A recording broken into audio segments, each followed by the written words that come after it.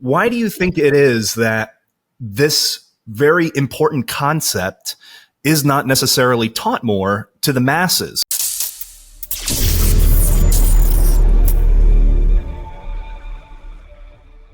I never heard the word inflation, I think, my entire life until I took an AP economics course as a senior in high school, right? And of course, kind of growing up in the United States, obviously that's where I'm from, or even if you're growing up in the West, I don't feel like we teach basic financial literacy to the masses. You really have to take specialized courses if you're lucky enough to go to a high school or go to university that does that. Or when you go to university, you actually do have to study economics, or maybe you go and take a couple of business courses or go for a business degree.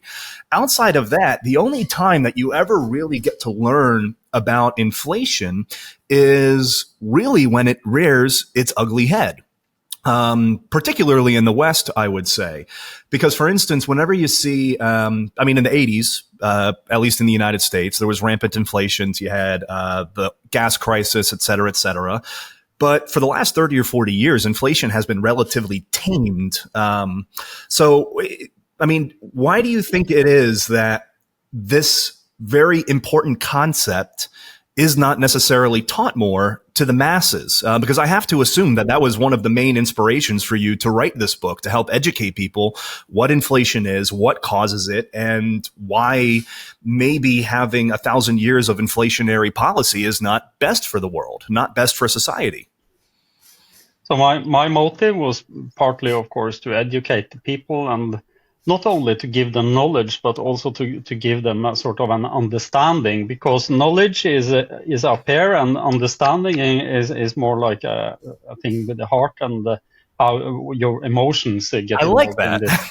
And so that was very important for me. And I guess, I'm a bit of a mansplainer. I'm always had that problem that I want very much to make people understand important issues. So I also, of course, wrote it for my own sake, you might say. And why isn't it taught in schools? Well, there are many conspiracy theories around this topic, and I often say that I'm preoccupied with only one conspiracy in this context, and that is when inflation was introduced as a policy, when the monetary system was monopolized. That happened approximately in the year 1050 after Christ in Norway. And that was kind of a conspiracy. That's the only conspiracy that really interests me.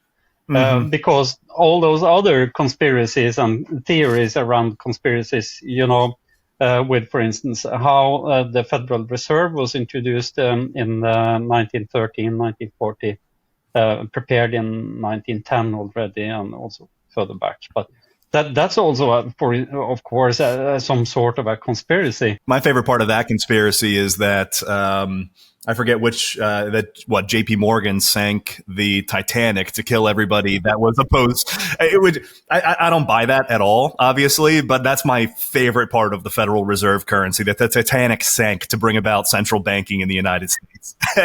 I'm not sure about that theory either. I don't buy it, but of course, it's hilarious. It's very important for Americans to understand sort of how the Federal Reserve came about, because, and also they should read up on I think on how the Coinage Act of 1857 came about, because that was also an important piece of legislation.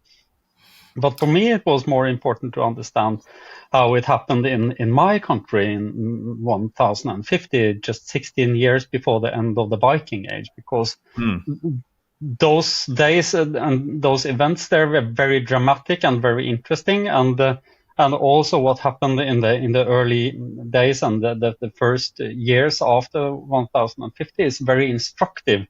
It's very interesting to see how it affected the policies and the centralization and wars and etc. So that was important for me to give an insight for the reader of this book. But why isn't it taught in school?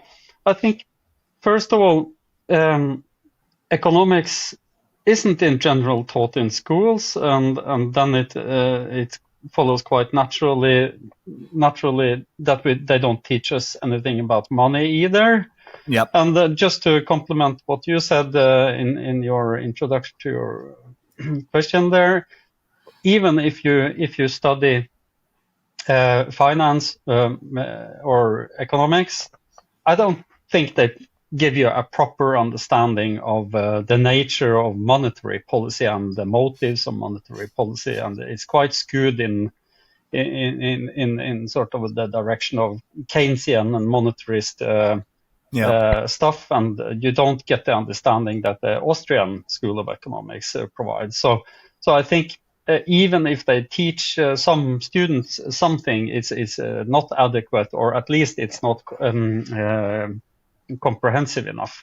I mean, so I remember in high school, we were only exclusively taught Keynesian economics, which, I mean, it fascinated me at the time. I was 17, 18 years old. I didn't really know any better. I really only started to understand and learn about Austrian economic policies as I moved to Europe and became more acquainted with these, right? But what was interesting for me, though, is that whenever these policies are taught, it's really kind of just imparted that inflation is natural, and don't you dare ever question that.